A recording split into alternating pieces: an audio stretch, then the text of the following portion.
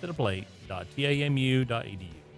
We are Texas A&M AgriLife Extension, helping Texans make lives better.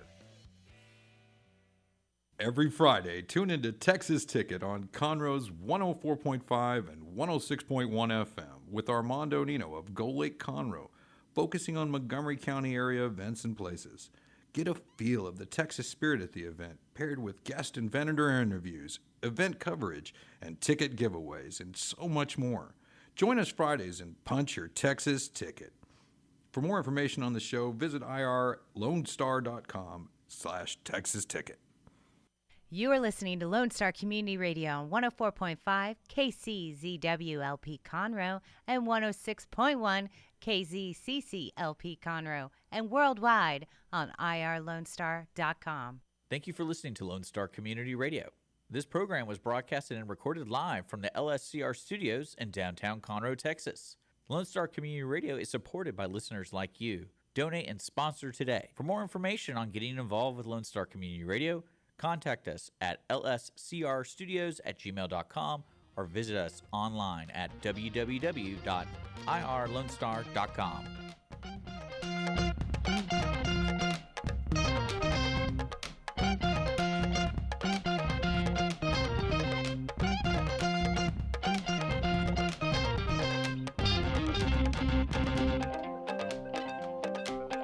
Good afternoon, everybody, and thank you so much for joining us on the Cindy Cochran Show.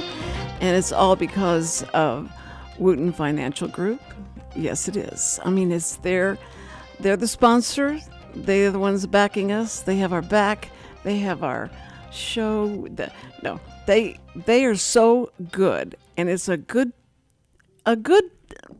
really a good sponsor to have, right, Richard? Because these guys, they understand finance, and they understand. You know, there are some sponsors in the world that are just terrible, right? Well, but you never tell them that, right?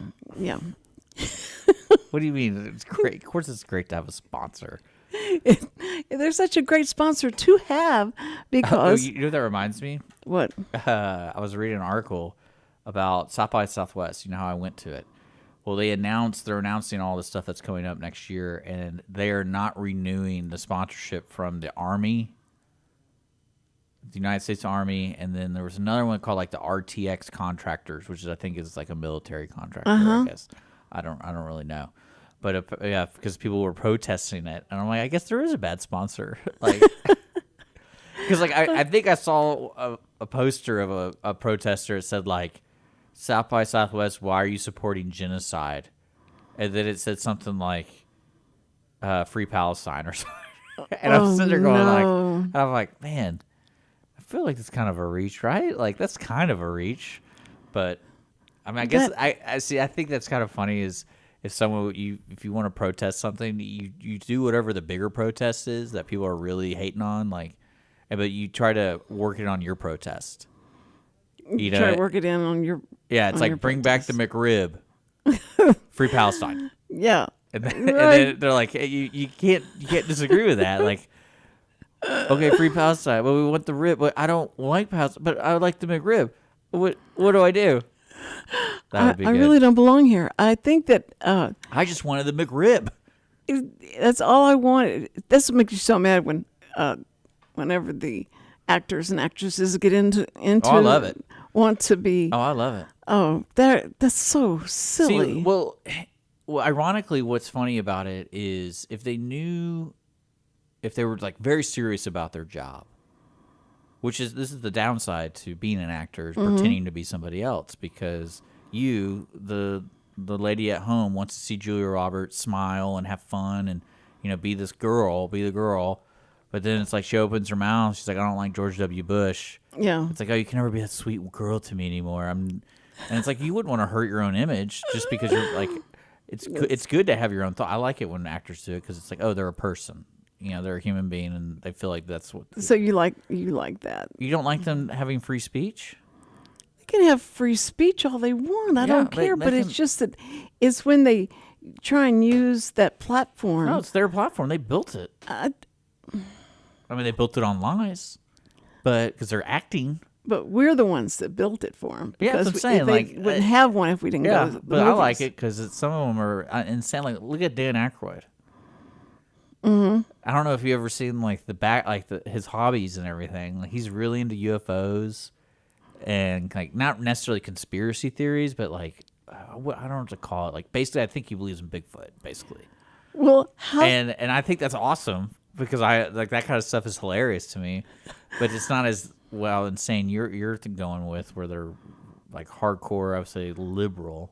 Well, how did But- the show go? You know, the show that they're pushing the bar, that he's a bartender and he has these comedians. They're there at the bar, and I have no idea. oh, you never saw No. the trailer for it?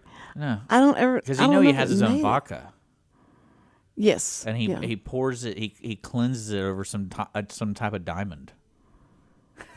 I'm not kidding you. Like it's legit, and This sounds like Dan Aykroyd. yeah, it's saying he's a little off. He is. And I He- like it. And office, I don't mean that to be in a negative way, but it's just Mm-hmm. kind of like, he's like, oh, it's so much more pure when it goes to this diamond. And I'm kind of looking and I'm like, you're talking about like half this country drinks corn mash, like, vodka or whatever. It's like, they don't care. They don't care. No, they don't. And that's it. It always reminds you that they're like the people that live up in the woods and they're waiting for the D-Day. revenuers to come. Yeah, the DJ Yeah. preppers. Yes.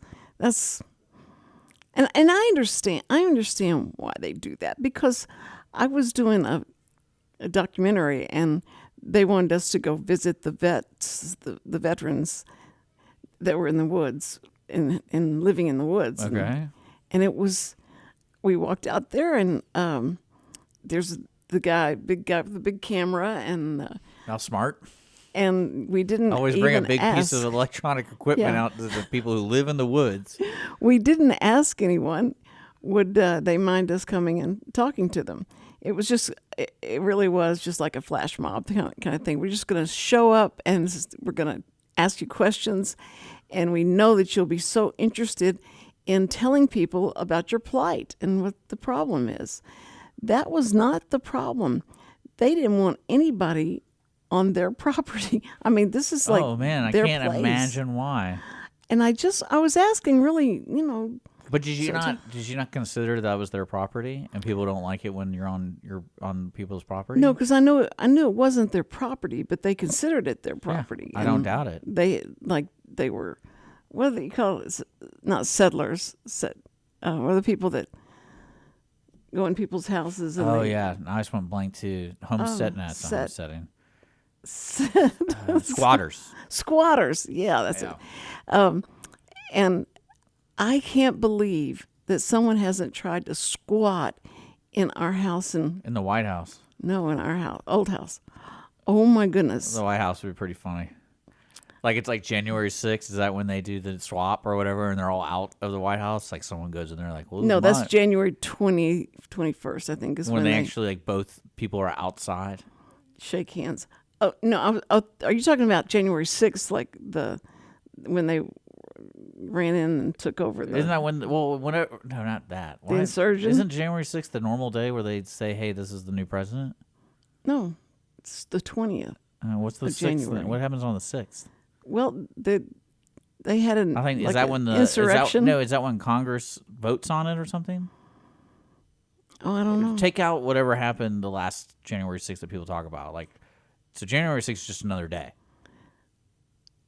I guess I don't know. I always thought it was like the day that's when people vote on it, and then it takes effect on like January 28th or whatever. I don't really know what you're talking about. If you look it up, you've got 5 computers sitting in front of you. You could look up anything. And you're sitting there going, let me think about this. Don't think. Anyway, Well, see, this is what sucks. Is now it's all about attack. So, like, I feel like that day they didn't just randomly have a gathering on January 6th. So that like, something had to be happening in D.C. during that time. well, the electric, they were choosing the electric or something about the electors that's what So Trump was trying to say. January 20th is the inauguration. Okay, see? Okay. All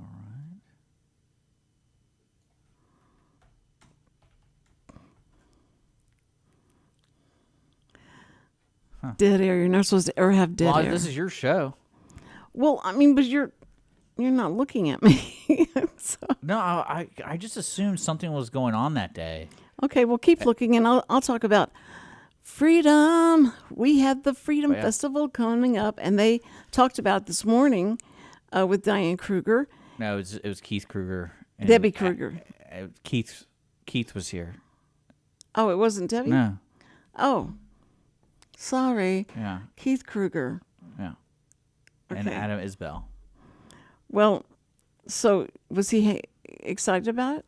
Yeah, it sounds like a cool day on this Saturday. So if you're not doing anything with your family or anything, it's like it starts at 11 in downtown, and basically all around downtown something's going on. So I think from 11 till 6ish, 5ish, the main street will be having stuff, and then you can walk over to Heritage Place starting around 6:30 for the concert and all the stuff that Andrew was talking about in Kelly Hall on your last show on Tuesday. Yes. So, So- Main Street becomes like 6th Street in Austin. No, it's like there's water slides for kids, and there's a bunch of games for kids. It's kind of like a block party.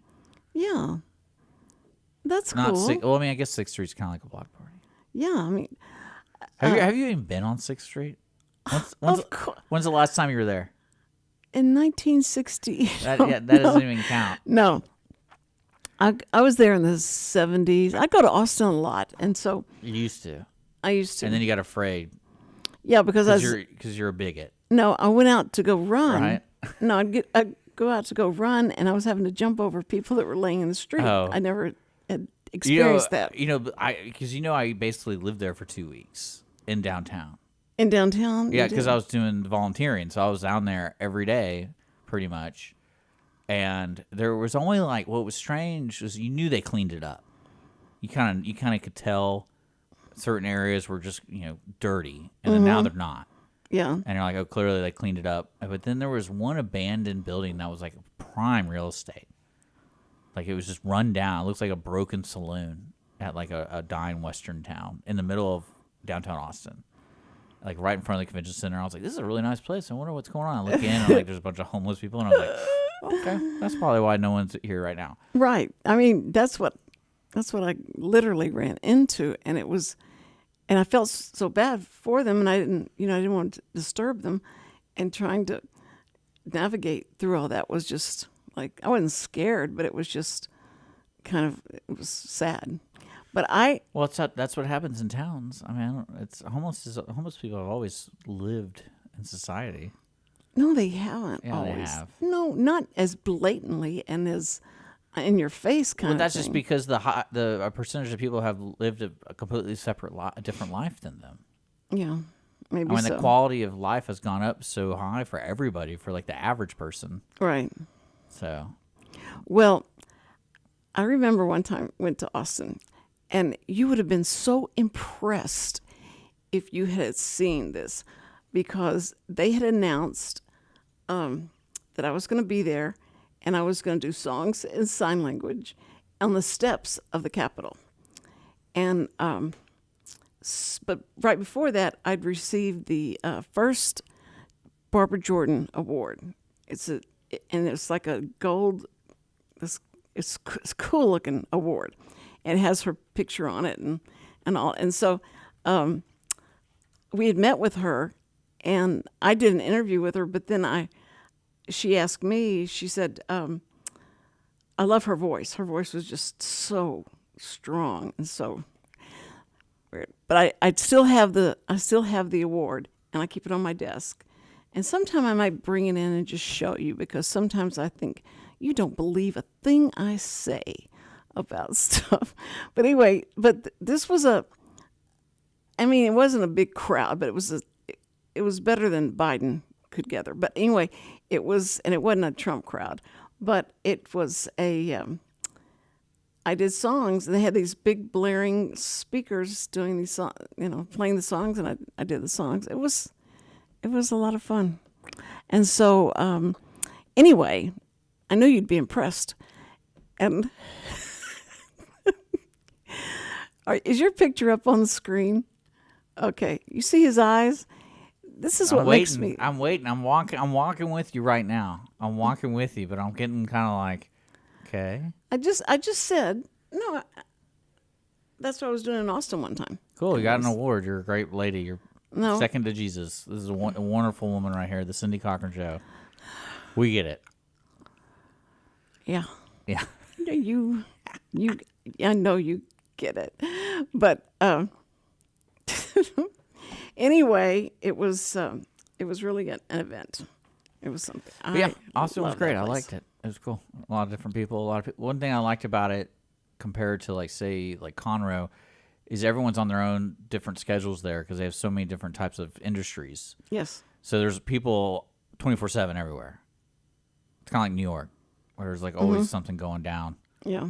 and maybe not as like on every block, because I feel like in New York, something on every block, something's happening 24/7. Like in Austin, there's certain areas, but there's always movement of people. There wasn't like downtown here. After around midnight, it's like if you see someone on the street, you don't want to be around that person. There's something wrong. Yeah, there's something going down, and that's usually me looking to mug someone. Because have you been out drinking? No, I don't drink past 10. You don't drink anymore? No, nothing's good that happens after 10 p.m. Duh. Just Dr. Pepper. That's all you drink. I just go to bed. Okay. All right. Well, don't admit to anything. It's okay. No. Anyway, so when trying to get to know you better, and when people try and say, "Tell us about your life," Yeah. Richard. What is it that impressed me? What would you impress me with? Like, so you're asking so far in my life what's been impressive? Yeah. I'm younger than you.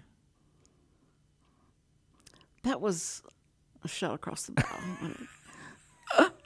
Yes, you are young. I always enjoy the age problem people face, because everyone kind of faces like that point, like especially when you're like and you're younger, when everyone says you're not old enough, and then when you're old enough, people are like you're not young enough. Mm-hmm. And I love that, like the conflict everyone goes through it at one point in their life, like, oh man, I'm getting older, or like I wish I was younger, or I wish I was older. And I always wondered, it's like, when is the prime? Like you're totally satisfied for like a year. Does that make sense? No, I don't know when that.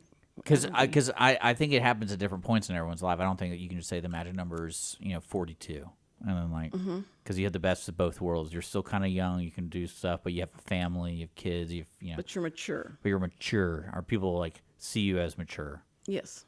Because I know like your 20s are like I think the 20s were the funniest decade for me. Because I'm barely old enough to like be entered into the adult world, but I'm young enough to where no one respects you. So basically, you feel like you're working, like you're the mailroom clerk anywhere you go. Right. That's right. So because I remember when I started the radio station, everyone was like, "What?" And so I had my dad go talk to people because they're like, they're not gonna like me because when they see me, I look like I'm 20. Mm-hmm. So they talk to you, you're old. Yeah. And they'll listen to you, and then when they come into the studio, they see me. So I became the puppeteer. That's okay. So That's okay. You're a good guy. well, now I'm You older. are Now really- that I have a beard, Yeah. and it actually looks like almost like a legit beard, people treat me different. And you're balding, so Yeah, and that's what I'm saying. I show people that all the time. I'm like, see, I'm old. I know. Like What's great? I had a few good years looking good. Now I'm just gonna look like an ugly bald person, like every other ugly bald person. But isn't it I'm just great kidding. that what is inside of you, the spirit that's inside of you, the spirit that's going to last for Oh, it's eternity. It's Isn't that I don't. exciting? My spirit's ready to go. ready to It go? doesn't want to last forever. It's ready to just become pixie dust and go into the wind. Okay. But I was thinking the other day, I'm gonna do a reversal on what older men do. I'm gonna dye my hair and beard gray. Do that. That's a good I idea. think that's a good idea. I think I'm gonna freak people out. Like they're gonna think I have something wrong with me. I got some disease. Yeah. The gray disease. Yeah. I hate having to keep dyeing my hair, but when my hair starts going gray, it's like Santa Claus. It's real white. Well, that's what. It's not That's silver, why they it's call him white. Q-tip. But anyway, so Wait, but you know what's important though, Cindy? what? Do whatever you want. That's everybody keeps telling me, Cindy, Just do whatever you you want. can do whatever you want to. Yeah. So if you want to dye your hair, dye your hair. Yeah.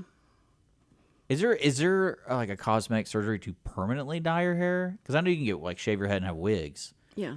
So I know some people that do that, but Well, they say it's permanent, and that's not really. I mean, no, I was just curious because they do like the laser hair removal. I've heard of that, and I know like one of my buddies had it, and I was like, "Is it really laser hair?" He's like, "Actually, over like I think he got it done like 10 years ago." He said it's finally gotten so thin, like if he has to shave, like you couldn't even tell. Because he had his back laser removed or whatever. He's like, for the first 3 years, like it still grew back, and like after every shave, you could kind of tell it's getting thinner and thinner and thinner and thinner, and then like eventually the hairs are so like these little tiny soft Yeah. hairs up here instead of like But the thick black curly how ones. old were you when you realized that women have facial hair? Right when I was like 6, Oh, you didn't. You did not. because there was a mom that had facial hair, and I'm like, oh, it's all about genetics. But you understood that? Yeah. Because realistically, what happened was when I learned that women shave their armpits, and I'm like, so you grow hair there, then they grow hair everywhere else. Yeah. So that's the way my brain thought. I was like, and they just shave it. Right. It's just. So I was like, okay, that's their choice. Well, I mean, because women that had a beard would appear in the circus and stuff. Yeah. But like that was like a weird thing. And no. Oh no. What I like is today's standards. People are still afraid to like disclose that to people. Like, because I remember when I was married, there was like, oh, I still have to shave. She's like, I still have to shave, the mustache because there's still fuzz. And I was like, why are you telling me that's like a dirty secret? Like, you're a human being. Of course you get, like, if you want to shave it, shave it. It's like, whatever. It's like a dirty secret so that funny. no one knows about me. Yeah. That is it. It's interesting. It's just that I think that a lot of people like Samuel would go like, wait, so girls have hair on their face like a guy does? I said, yeah. I mean, And I think some women have hairier legs than me. sure. Like, straight up. Yeah. If they don't shave their legs. Well, that's what I'm saying. Like, if they don't shave their legs, I mean, I wouldn't doubt women having hairier legs than me. Well, that's okay. You should do that. No, I wear pants all the time. Yeah. So the pants have rubbed. You're still on that feminist movement? You're still dealing with that? What? Because that's why you started wearing pants. No, I mean, I just. Isn't that why you started wearing pants? No. Oh, I didn't. Because I No, wore short skirts all the time No, during the you're 60s. trying to and so- stick it to the man, and you're still doing it. No, I'm You not. ever gonna give up that fight? No, I'm not. We will prevail. I still can smell the marijuana though. Times I'll go like, what is that? "I What are you swear." talking about? You talking about your car? No, when in concerts and going to That's any places with a concert. lot of people, everybody would still be smoking marijuana. It was as illegal as all get out, and they still would smoke it at the concerts and stuff. Yeah. And I felt like I was going to get high just because. But you know that's I not could real, smell it. right? What? Like, Not real about what? I mean, the chances of you getting high off some dude 10 rows over smoking a No, I mean the guy doobie. right in front of you, and it's No, coming even if right it's back even in your that close, it's got to be like It's not secondhand smoke. no. I mean, the amount you have to inhale, it has to be like forced into you instead of just kind of like a little bit of it. It's not how it works. It's trust me, I know. I do. I know you're experienced in that kind of stuff. Because I never You like are. touching tobacco on my lips, so I always kiss the girl, and I feel like you got to push it, you got to blow it into me. Oh, gross. Oh, gross. You are, because you like chewing tobacco. I know, as a joke. Do you not chew the tobacco then when you No, go I on a don't do date? that. That's why I do the pouches, because I can't deal with that. Okay. Well, I mean, if those pouches didn't exist, I wouldn't do it. You wouldn't. 100%. Yeah. I just got to be some kind of. Does your girlfriend care if you chew? No. Okay, that's good. That's good. See? And I always just tell people like, "Oh, why do you do that?" I was like, "Because I'm trying to kill myself." Yeah. There you go. I like that. And something that tastes good while I'm dying. Nothing wrong with that. No. But you excited about 4th of July? Because I know the Conroe's doing that thing. I love how they're doing it on Saturday. Yeah. Because I was actually talking to Keith about this because I go, that gives me actually a day to spend 4th of July not doing 4th of July things. Because I guess it's kind of a pet peeve of mine, but events that only last like 8 minutes, like I don't really care for. Like I'll put effort into it, but it's like the minimum amount of effort. Because I know some people that will like go to downtown Houston, go to this park, get there at like 4 o'clock and wait till 9:30. And I'm like, nah, I ain't doing that. See, But here, what's great is you can come downtown yeah. and hang out downtown. Yeah. And then That's just what you walk do, over yeah. when you're ready to go see the fireworks. And it's just like you're walking over, there it is, bye. You don't have to park. You don't have to like figure out this chaos. It's just Perfect. It's just like, I'm already here. I can just walk over. Oh, well, Time Warner was a big sponsor of the Houston Freedom Fest. And Yeah. they had the big names come out to sing and all that stuff. But I had to go cover it. And we had to just shoot stuff so that we have something in the can that says we did this. And you have to go back and edit it later and make it look exciting. So I get there, and this one in America was going to show up. I did not know who America was. The band? Yeah. Yeah. And so I didn't know who. Really? No, I didn't know who they were. And so they said, go interview America. And I said, where are they? They said, they're in that bus. And I went, okay. So I walked over, and this guy's walking out of the bus, and I said, excuse me, I'm with Time Warner, and I need to interview America. Are you America? Are you America? He said, why, yes, I am. Yes, I am. I didn't know you didn't recognize me. Yes, I am. Let me get the other America. And that really confused you. So he went and got the other guy, and they came out, and I said, so, okay, let me ask you this. How did you come up with the name America? Did you just do it because that way you're like guaranteed a gig every 4th of July or anything like that? And he goes, well, that was kind of insulting. Why would you say that? We didn't call ourselves America because that we believe in America, and we want to portray what a good American would want to portray. So I went, okay, I'm sorry. I've just never heard of y'all before. And he said, yes, you have. I said, I have never heard of y'all. He said, well, and they start singing like little parts of songs that they have been you've huge. heard, yeah, you've heard like One is the lonely. no, they did like you can do magic.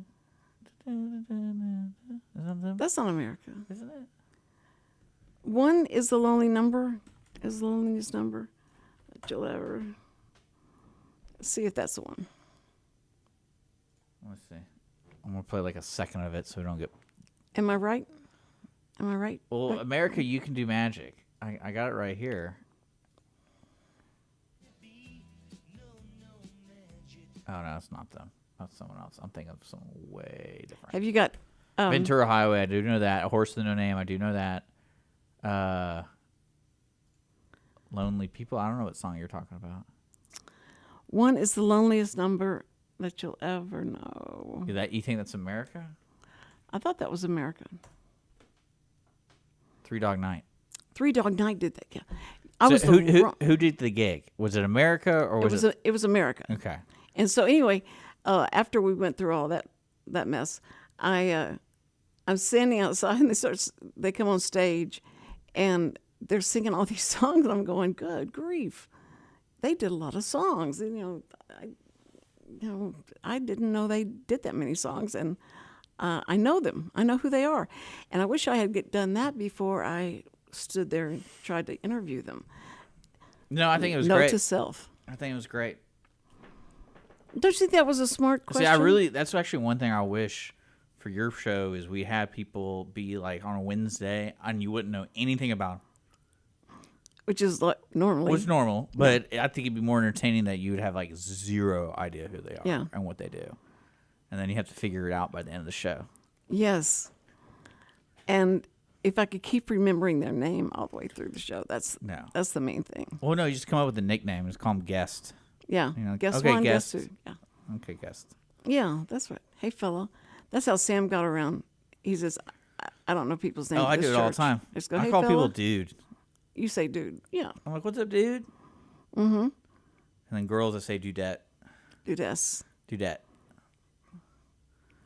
Dudess. I think that's what you call it. Dudette. Dudess. Okay. Dudette. No S. There's no S. It's dudette. When he was just saying girls, he would say dudess. But Or I call them kitty cats. okay, we're good. Okay. You know what, Dennis O'Connor? That's one of my favorite things, when, especially old pervy men, is when they still like use the language they used when they like got game. Yeah. And they still believe in their mind they're getting game, and it's great. It's like, what do they call, like dames? Like that's one hot dame right there. And I'm Yeah. like, what? Like, Ooh, that even sounds bad. I know. That does sound bad. Dennis O'Connor, I hope that you're having a great day, and I hope that you are going to come down and sweat with everybody else in Conroe on 4th of July. Yeah. Well, that's why I was talking. Keith and them have all these cool like slip and slides and stuff at 202 and on the street. So I'm gonna bring my I'm wearing my bathing suit, and I'm gonna wear a fishing shirt, and I want to get in the dunking booth. Perfect. Yeah. That's perfect. Oh, I might come just for that and see how many times I could probably dunk you. Yeah. As long as it's flimsy enough that where you hit that thing and it. No, you gotta throw at least 30 miles an hour. Okay. I'm gonna tighten it. I don't know. No one knows about that. So I'm gonna get Verlander to come with me. He probably couldn't throw anything right now. He's on the IL. Oh. I always wondered that about, especially in baseball, because like rehab for baseball players, it's not necessarily like, say, a hockey player or a soccer player. Because like a soccer player, if they hurt their leg, there's like a steady motion of rehab, but then like you got to keep moving. But like if you hurt your arm, it's like, yeah, just don't move. You know, like don't move your arm for like 6 weeks, and then when you come in, you're just gonna rotate it a couple times throughout. You know, I'm talking about like rehabbing the arm. So they're not. What I'm trying to get to is they're not doing a lot. It's not like they have to like keep running or keep right. You know, and so I can't imagine what the wives think during that time. Because like if I was McCullers' wife, I would get so sick of him because I feel like he's been injured for like 4 years, and he's like always home. You know, it's always the same problem. Yeah. And of course she's happy because he's still cashing checks. Sure, that's what is amazing to me. How much money? But you know, I'm talking about though. Imagine if that was like your significant other, like had like the craziest job, like a baseball player, but then he's home all the time, injured, and it's just like I'm just sitting here playing Fortnite. Like I can't really do anything. You want to do something? No, I only married you for your money. Yeah. As long as you have the money, we're okay. And I would totally do that, by the way. You would? Like if I was an older man and had like a money just to spend money, you know, they buy Corvette or something. I feel like people who buy Porsches are like, all right, you can have money and spend it. So if I had that kind of money, I would have like a 20-something-year-old girlfriend all the time. You would? All the time. And halfway of me would be, it'd be selfish because it's like she's 20-something, right? And then the other side of me would do it as a joke to all my family and friends because I would bring a new girl every time and just make up some like outlandish story of why we broke up. I'd be like, oh, she broke my heart. And I'm like, that's what you need to do. Because you can imagine the family, like they're trying, like what my goal would be is I'm trying to get sympathy from them.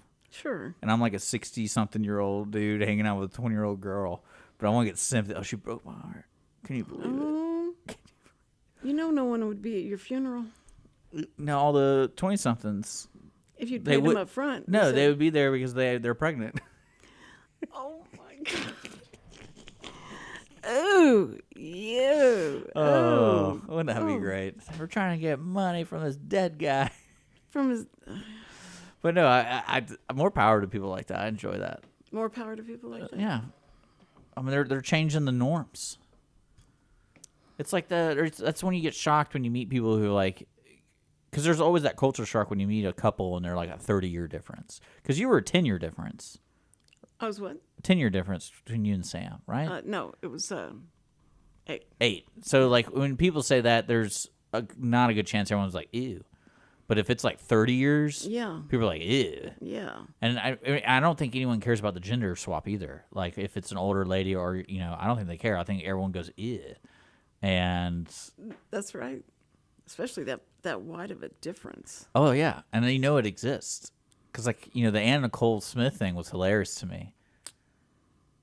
You think that was funny? Oh yeah, it was because what I love is that probably happens more often than you think, but it's not in the public eye. You're not having reporters show up at your house and asking questions and doing those things. But in her life, it was, and it's like, do you love this guy? Well, of course. Of course I love Fred, or whatever his name is, Yeah. or Ralph. I love Ralph. What's his name? I can't Well, think what of did Ralph do today? He had a couple spoonfuls of applesauce. He's a champion. Like he was old. He was He old. wasn't like a 60-year-old. Like, oh hey, I'm Amazon guy, and he like gets really buff from testosterone injections. Because I don't know if you noticed that, but Jeff Bezos got like beefed up, and what a role model. But he's dating some. that was horrible. But I'm talking about the Anacle because he was a lot older. I want to say he was at least like 40 years old. Probably. Yeah, probably. Here, I'm gonna look it up. It was just so.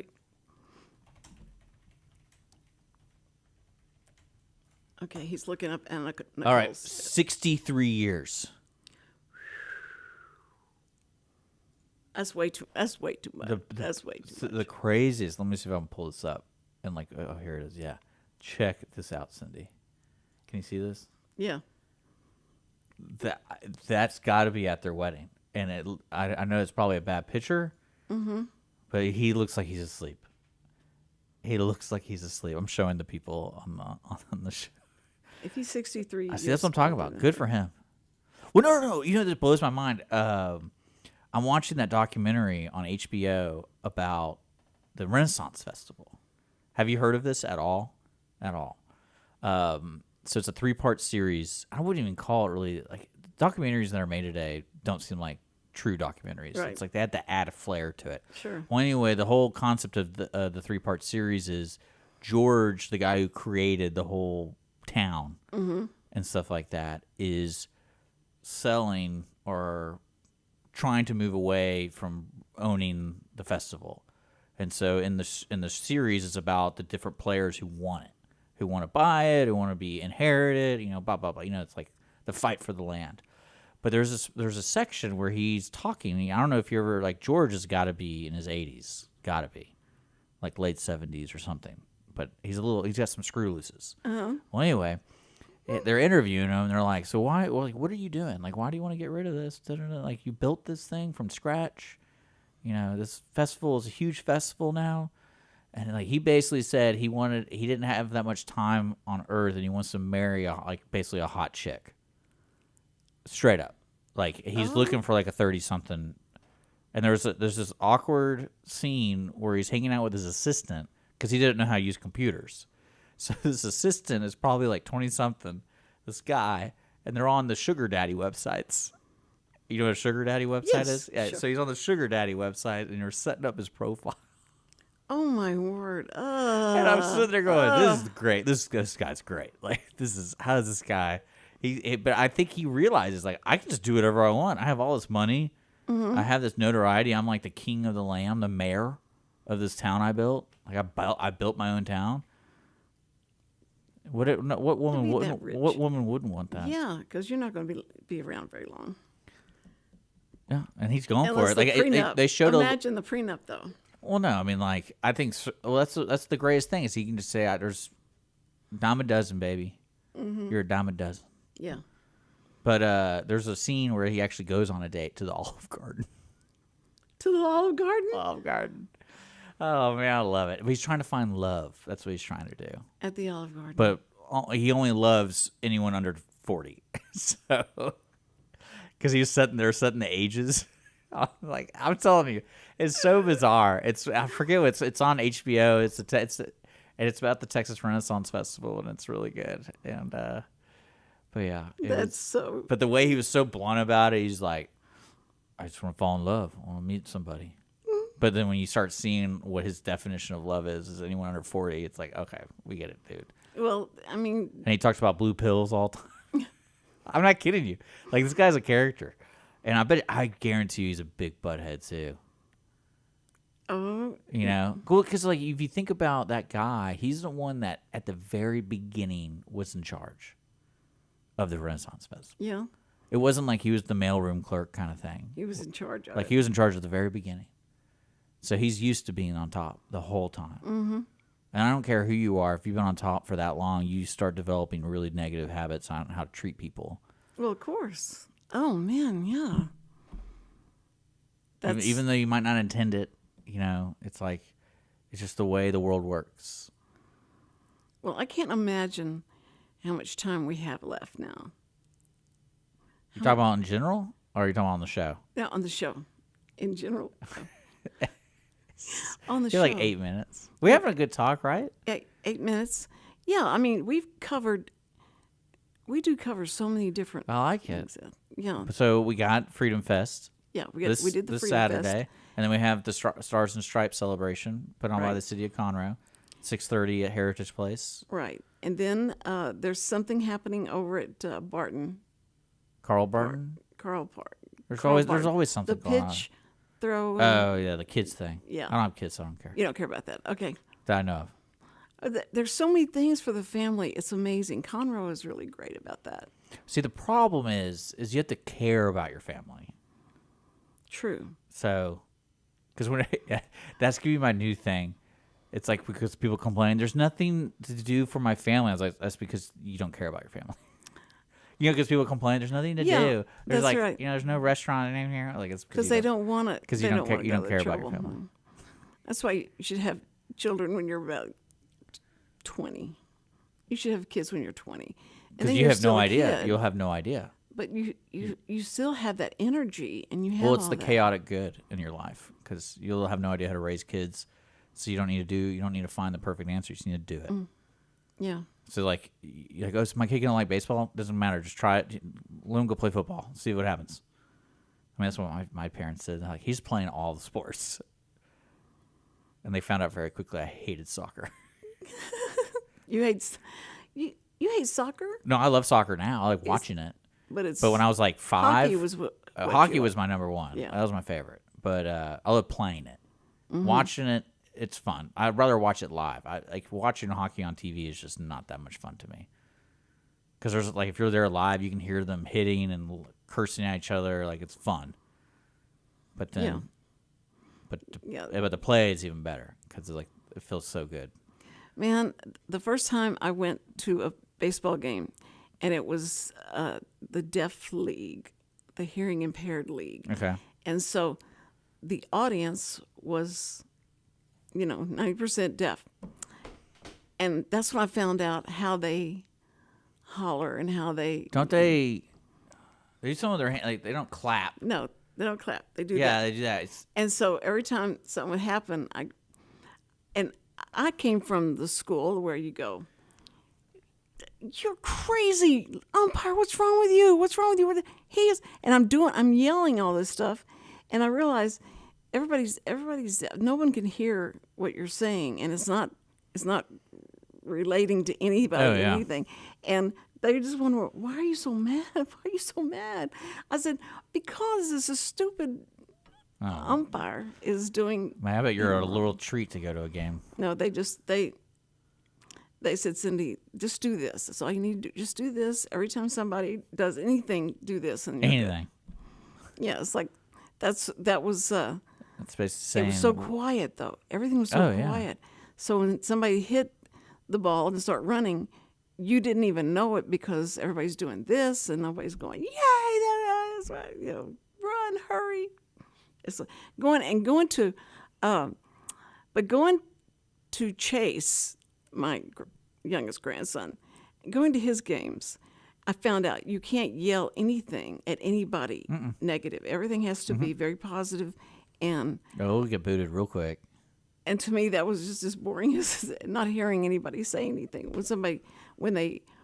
I just yelled. That's why I love going to the Arrows games, because they used to do a thing where they created this atmosphere that the best seats were behind the opposition's goalie, of course, because you want to see your team score. Right. But the reason you wanted to be there is every time the Arrows scored, the crowd would do a thing. Not necessarily like the announcer. The crowd would be like, it's like 1, 2, 3, hey. They say his last name, and then they go, "You suck." Like, but imagine a whole section of the stadium doing that to the goalie. It got so loud. It was great. And I always like sitting over there because you can't forget. Like, you be talking to your buddy like after they score. Yeah, they score. Oh yeah, we're about to do it. Yeah. But when you go to a little league game and they're just I would just cheer more for them understanding the fundamentals. I just say, keep running, because they miss every time they throw it. Try to throw it to the second to get them out. They miss, so just keep running and find. Not for me. I was a pro. No, and I would find out that this coach came up and said that is exactly how I coach. I always tell them, just keep running. No matter what happens, just keep running. If you think they're going to throw you out, just keep running. They're not going to throw you out because they don't catch. They don't know how to catch. They don't practice catching. And he says, and that is the way they win. And it's true. It is so true. It was pitiful, but it was true. If you just never stopped. Yeah. Running. Okay, so. All right, what else is going on next week? Are you going to be here? Yeah, I'm pretty sure, and I'm pretty sure I have guests. Oh, cool. Well, you'll post it on your Facebook, right? Yes, and I'll do it video. They haven't been committed? No, they want to. They're going to let me know. I want to. Well, it's good to see you, Cindy. I hope you enjoy your weekend, and you won't be here 4th of July. No, you won't either, right?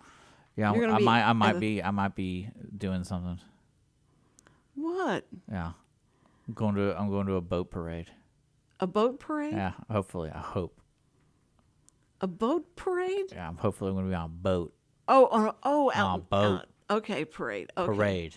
Oh, don't tell your girlfriend. For 4th of girlfriend. July. Yeah, I'm trying not to.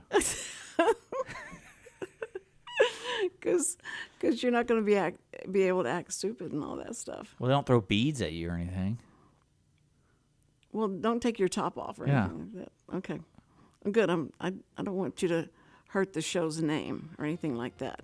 First responders, we love you so much. We love you. You're so brave, and we appreciate you. And we appreciate our sponsor, the Wootton Financial Group. Yes, we do. Chris Wootton, I hope you're having a great day. You're so wonderful, and you're really good. So if anybody wants to know what to do with their money for retirement, call Chris Wootton, the Wootton Financial Group. See ya. Bye-bye.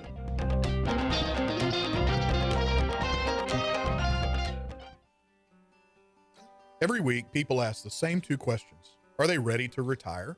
Will their savings last for their lifetimes? Hi, this is Chris Wootton with Wootton Financial Group. Our firm has been in Montgomery County for decades, but the hopes and dreams of the people we serve never change. We help answer these 2 questions and many more that people have about their uncertain financial future. We have a simple introductory client experience that allows us to get to know the client and includes a few meetings for the client to kick the tires at no charge.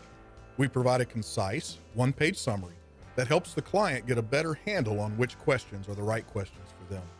To learn more about Wootton Financial Group's process in helping their clients to a clearer financial future and to see their contact information, visit Cindy Cochran's show page on irlonestar.com/TCCS.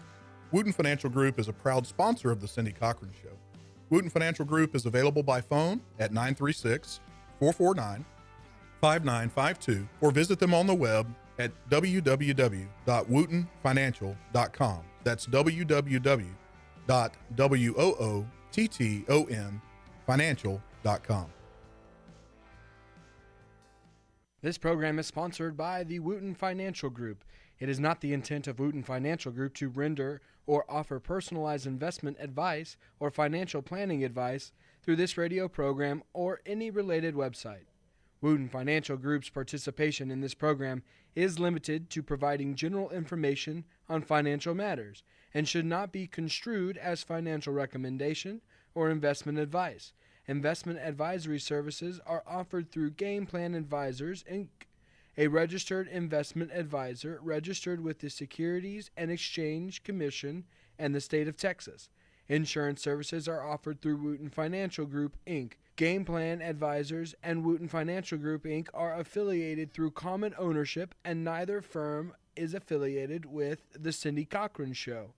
No listener should assume that any information presented and or made available on this program serves as the receipt of or a substitute for personalized individual advice from Game Plan Advisors, Wootton Financial Group, or any of their representatives.